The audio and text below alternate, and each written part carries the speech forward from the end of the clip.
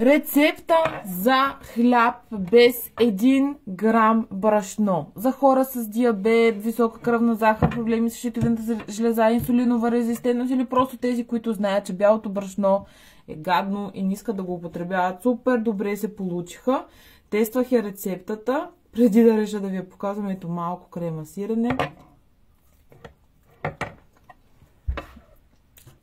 Супер са. Много са добри. Усещат се малко по-гледатеви като консистенция. Имайте го в предвид. Не е някакъв супер набухнал бял хляб, от който може да изядете целият пакет и няма да се чувствате нахранени. Но ето го. Вижте. Вижте го. Хлебчето. Ето го. Започваме с рецептата супер лесна. 2 яйца. И това ще ви направи тези 2 хлебчета. Тоест, ако сте двама, 4 яйца. Можете също да си направите по-голяма доза и да си я сложите в форма за печене на хляб. Така, разбъркваме яйчицата. После, който не иска бакпулвер да използва, използвайте сода. Взимаме една е такава, това е 1/4 чайна лъжичка бакпулвер. Така. Ето я. Толкова. Разбъркваме пак. Сега. Кисело мляко. Това съм си го заквасила аз. Сега. Някъде 3-4 супени лъжици. Аз го правя на око. Ще ви покажа накрая каква трябва да е консистенцията. И вие ще си прецените. И пак разбъркваме. Ето го как става.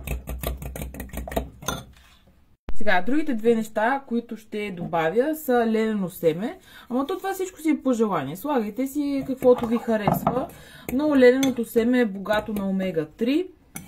Хубаво е на ден да се ядат 2-3 супени лъжици. Една супена лъжица горе-долу семена от чия. Чията на ден, консумацията да е до 2 супени лъжици, не повече. Айде де. Добре. Така разбъркваме. Малко сол, защото накъде е сол, да имат вкус. Да. Малко солчица. Так, разбъркваме. Сега аз реших да сложа и вътре от сминдуха. Сминдуха е след дивият ям. По най-високо съдържание на тиосген или там какво беше веществото на дивия ям, което е мексикански картоф, което е супер добро за регулирането на хормоните. Слагам малко, защото ние така или иначе супер много го обичаме и си го слагаме отгоре. И слагаме сега овесени трици.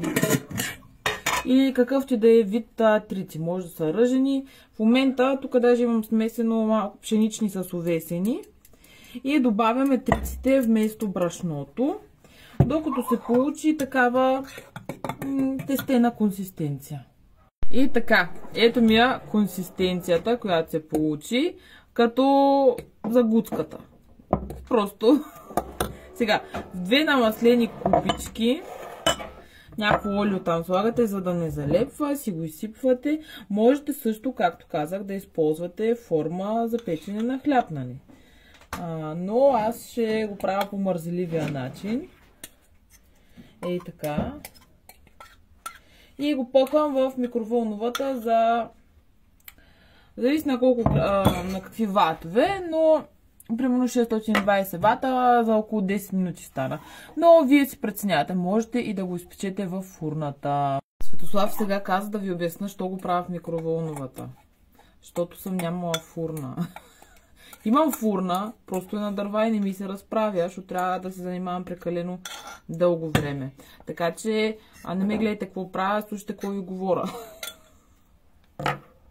Сега ето, слагаме в микроволново. Така. Завъртаме. И ги наблюдаваме. Когато са готови, изглеждат ето така. Обръщате ги, изваждате ги. Слагате си им там сминдух или каквото искате отгоре, крема сирене, каквото си обичате. И си хапвате без да се чувствате зле, че се тъпчете с бяло брашно. Може да използвате също така и кефир. С киселото мляко също става добре. Усеща се вкуса. Може да коригирате рецептата както вие намерите за добре. Просто ви давам мотивация и ви инспирирам сами да пробвате. Шефа си пие ето първо рано чай и отказва да пробва. Ей, сега ще го изненадам. Ще го накарам да пробва. След като си изпил чай. Хайде.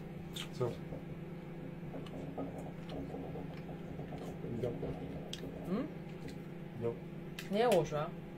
Хубаво е, обаче това за кого е? За мене? Да. И онова там вътре в фурната. Не!